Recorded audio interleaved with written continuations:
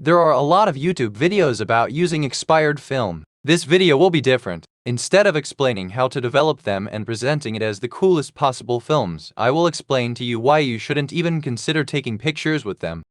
Contrary to what you can sometimes hear, expired film will never be impressive nor superior to what is produced nowadays. I think most people claiming these things mean, I expected the results to be a lot worse, or it's different than other films.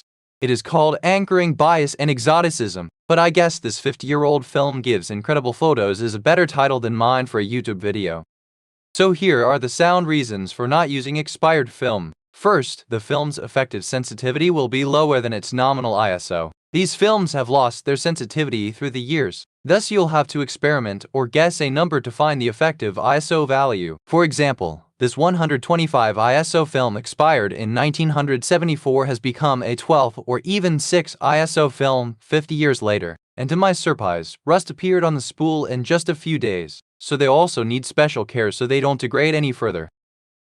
More problematic, I even encountered a fatal problem with HP5 Plus in 120 format. Because it has been poorly stored at some point, the backing paper transferred to the emulsion. All images produced were simply unusable.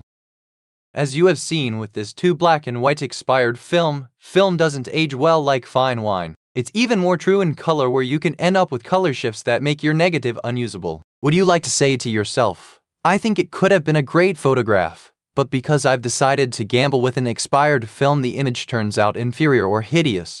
Personally, I don't.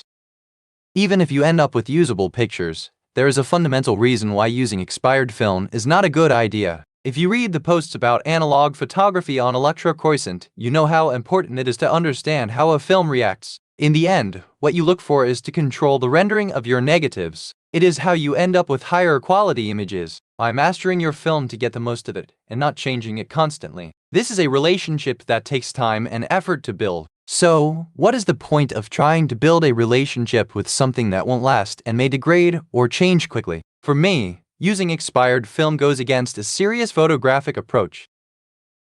Expired film might have been worth the risk and pain if its price was significantly inferior to new film, but it's not even the case because of the hype created by these YouTube videos.